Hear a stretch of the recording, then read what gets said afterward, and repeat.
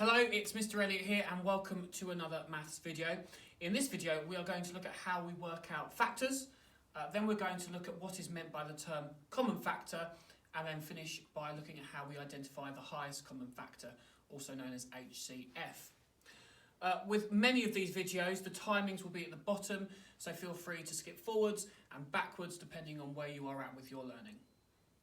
So let's start by looking at what is a factor. Well, the definition of a factor is a number that when multiplied by another number produces a given number. It can also be defined as a number by which another is exactly divisible.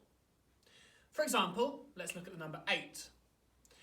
If we were multiplying numbers together to create 8, we could have 1 multiplied by 8,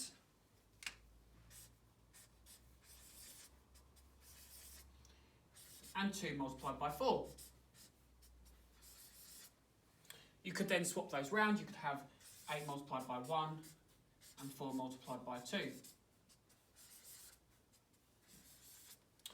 This tells us the factors of 8 are 1 and 8 and 2 and 4. However, this isn't the clearest and the easiest way of working out the factors of a number. We're going to go through a really simple method on how to ensure we've found every single factor of a number. So whenever you see a factor question in a test paper or in class or anywhere, I urge you to use a factor T. And by T I mean the letter T rather than a cup of tea. The first thing we're going to do then, so let's think of a number. Let's choose 24. I'm going to write the number out and put a T underneath it, a very long T. Now we're going to work our way through systematically, starting with 1, going up to 2, then 3, then 4, to identify all of the factors of 24. So starting with 1, what multiplied by 1 is 24? Very simply, 24. Every single number will have 1 and itself as a factor pair. If it only had 1 and itself as a factor pair, we would call it a prime number. 1 and 24 is the first factor pair for 24, but there are more. Let's go to 2. 2 multiplied by what is 24? It's 2 times 12. Carrying on, going up systematically. 3 times 8. Going systematically. 4 times 6. We've still got more to go. Next one, 5. Does 5 go into 24? It doesn't. We're going to write it down to be systematic, but then cross it out as it does not go in. Might need to extend my line a bit.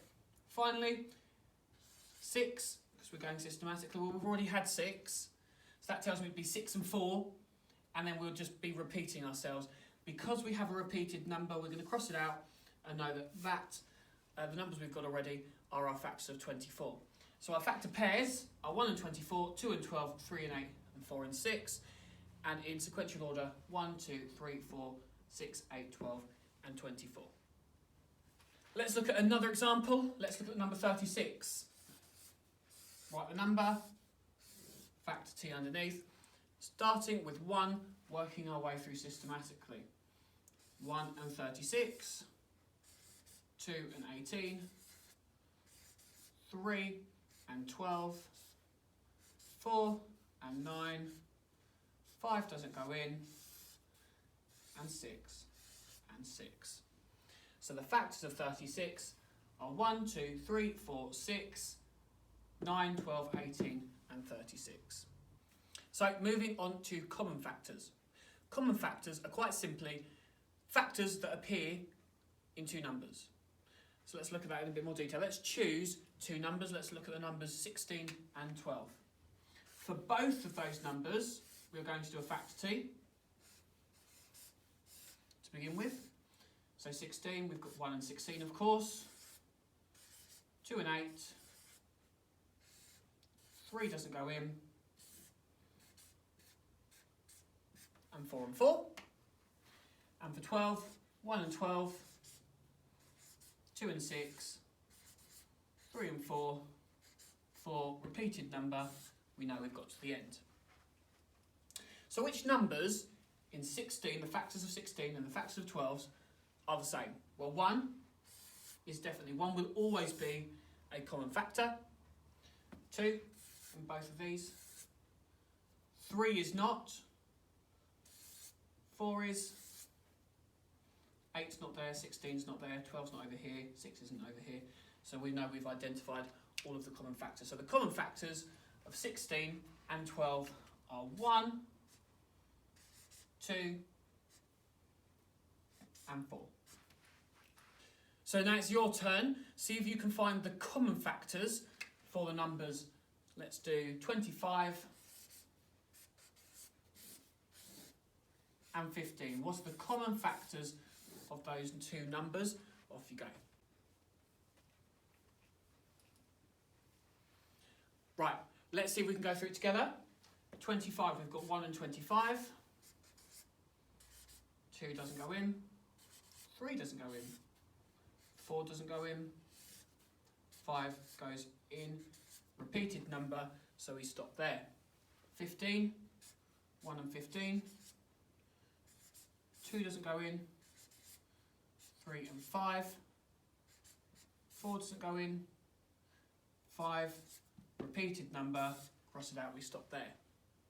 So what are the common factors of 25 and 15? Well, 1 will definitely be a common factor. 5 will be a common factor. 3's not over here. 25's not over there. We've identified all of the common factors. So the common factors of 25 are 1 and 5. So finally, let's move on to the highest common factor. The highest common factor means from your common factor, which is the highest. Really, really simply, in this example here, it is 5. 5 is the highest common factor. If we go to our previous example, 1, 2 and 4, 4 would have been our highest common factor. Let's do another example. Let's do the number 10 and 20. Let's try and find the highest common factor for those two numbers. Write your factor keys. Find your factors, working systematically the whole time. Repeated number, so we stop.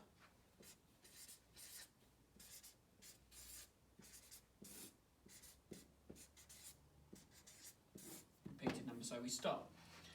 Common factors, 1, 2, 10, 5. That's all of those numbers. 1, 2, 10, and 5. Which is the highest number out of those factors there? It is 10. So 10 is our highest common factor. Okay, your turn now. Let's see if you can find the highest common factor for 30 and 20. Pause the video and see how long it takes you to find the answer, and we'll go through it when you unpause the video. Okay, here we go. Factors of 30, 1 and 30, 2 and 15, 3 and 10, 4 does not go in, 5 and 6, 6, repeated number, cross it out.